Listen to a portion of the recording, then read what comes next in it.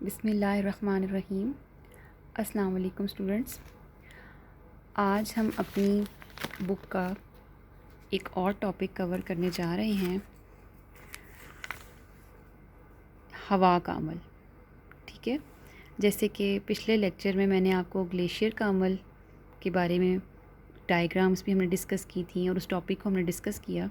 हमने work of पहले river को पढ़ा, फिर हमने वर्क ऑफ ग्लेशियर पढ़ा। इसी तरह तीसरा टॉपिक जो है वो हवा का अमल यानी कि वर्क ऑफ विंड को हम आज देखेंगे।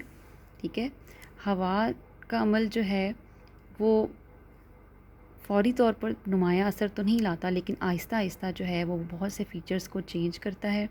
ठीक है, बहुत से तबई नकूश वो तब्दीली आती है। ठीक है, इसका भी दरिया और ग्लेशियर की तरह तख़रीब का अमल और डेपोजिशनल वर्क यानी कि तामीरी अमल भी इसके फ़ीचर्स बनाता है।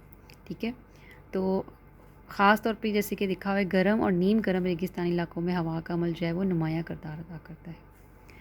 फिर हवा भी इसी तरह अपने साथ मवाद जो है एक जगह से दूसरी जगह मुंतकिल करती है, यानी कि इसमें भी वही तीनों प्रोसेसेस जो हैं होते हैं, इरोजन, ट्रांसपोर्टेशन और डेपोजिशन। ठीक है, इरोजन यानी कि पहले एक मवाद का जो है वो तोड़ना फोड़ना, फिर ट्रांसपोर्टेशन में अमली इंतकाल यानी कि एक जगह से दूसरी जगह मुंतकिल होना, और फिर तीसरा प्रोसीजर जो है जो इसका वो है डेपोजिशन। ठीक है, यानी कि तामीरी अमल, मवाद का जमा होना, इकट्ठा होना।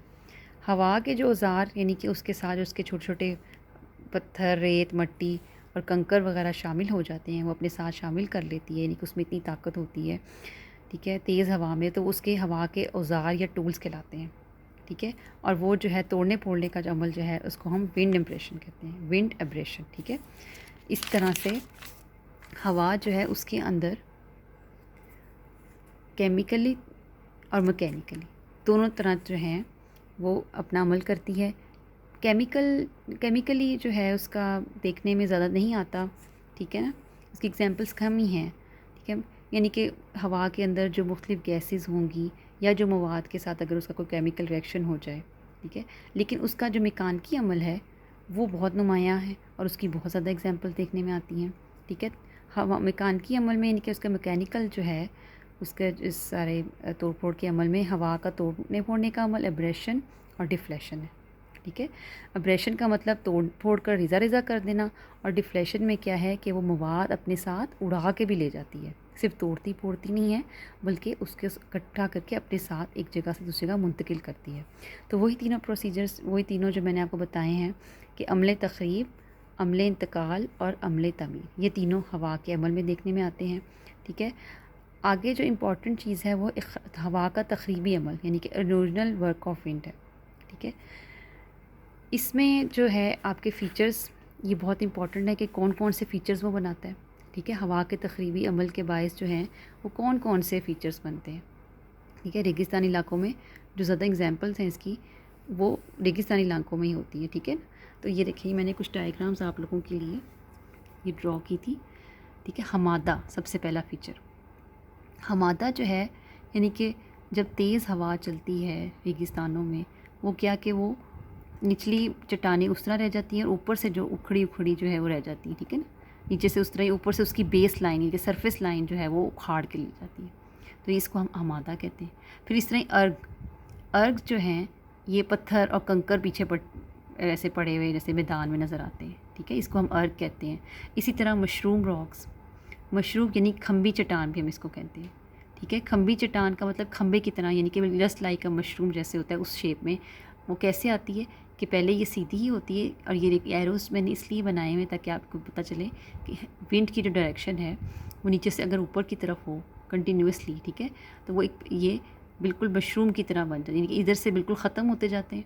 ठीक है, हवा सारा ये मवाद जो है अपने साथ जो है तोड़ फोड़ कर एक जगह से दूसरी जगह ले जाती है, और ये जो बाद में पीछे जो हार्ड रॉक्स रह जाती हैं, सॉफ्ट रॉक्स तो सारी अपने साथ ले जाती है उनको तोड़ फोड़ के, और हार्ड रॉक्स हैं वो मशरूम की तरह शक्ल बन जाती हैं। ठीक है, ये इसका मशरूम रॉक यानी खंबी चट्टान इसका फीचर है।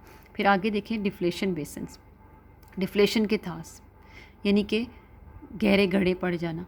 ठीक है ना, गहरे गड्ढे जो पड़ जाते हैं डिफ्लेशन के, इनको डिफ्लेशन के थास कहते हैं। ठीक है, इनकी एग्जांपल्स भी मैं आपको साथ साथ बताती हूँ। ठीक है। ये आप लोगों ने साथ इसकी एग्जांपल्स भी लिखनी है। खारी तास यानी कि सॉल्ट पैंस, यानी कि जहाँ पे इतने गहरी सतह से नीचे इतने गहरे गड्ढे पड़ जाते हैं कि वाटर टेबल यानी कि ज़मीन के नीचे जो पानी है जो हम पीते हैं, ठीक है ना, ज़मीन दोज़ पानी जो है वहाँ ताकि उससे मिल जाते हैं बाज़ औक़ात, तो इनको हम फिर सॉल्ट पैंस या खारी तास कहते हैं। इसी तरह फिर इसका एक फीचर है यार्डिंग्स। यार्डिंग्स में क्या होता है जी, ये लंबे लंबे पिलर्स की तरह हार्ड रॉक्स रह जाती हैं और बीच में से सारा जो सॉफ्ट रॉक्स का ये मवाद है वो सारा जो है नरम चट्टानें वो हवा अपने साथ ख़त्म कर देती है, तोड़ फोड़ देती है, ठीक है, उड़ा ले जाती है। और ये जो पीछे जो बाकी रह जाते हैं पिलर्स की तरह यानी कि नज़र आते हैं यार्डिंग्स। ज़्यूजिन जो हैं बिल्कुल ऐसे जैसे दूर से देखने में जैसे कोई टूट फूट के सिर्फ एक दांत की सी शक्ल रह जाती है, ठीक है ना। ऊंचाई से देखें तो कोई तकरीबन 40 मीटर तक लंबे नज़र आते हैं ये, ठीक है। ये सतह से ऊपर उभरे हुए बस एक छोटे छोटे से पीसीस रह जाते हैं पीछे, ठीक है। होते तो कुछ हाइट में हैं लेकिन इनका जो है ये कंटिन्यूस पैटर्न नहीं होता, ठीक है ना। ये दूर दूर ऐसे अलग अलग जुदा जुदा जो है सख्त चट्टान के टीले से रह जाते हैं और बाकी नरम चट्टानें इनके अंदर से ख़त्म हो जाती हैं। इनको हम ज़्यूजिन कहते हैं। इसी तरह इंसलबर्ग जो हैं यानी कि जज़ीरा को जिसको हम उर्दू में कहते हैं, यानी कि एक तोदा सा रह जाना पीछे, ठीक है, इर्द गिर्द का सारा मवाद ख़त्म हो जाए, ठीक है, हवा अपने साथ उड़ा के ले जाए, ठीक है। और जो है एक जज़ीरा यानी कि एक बिल्कुल एक यादगार सा तोदा उस जगह पे किसी रेगिस्तान में या जहाँ पे हवा का अमल तेज़ी से होता है वहाँ पे रह जाए, इसको हम जज़ीरा को या इंसलबर्ग कहते हैं, ठीक है। ये सब जो आपने अभी मैंने आपको इसके फ़ीचर्स दिखाए हैं ये अमल तख़रीब के हैं, ठीक है। तख़रीब कारी के अमल से जो है ये नकूश दिखाता है, बनाती है हवा, ठीक है।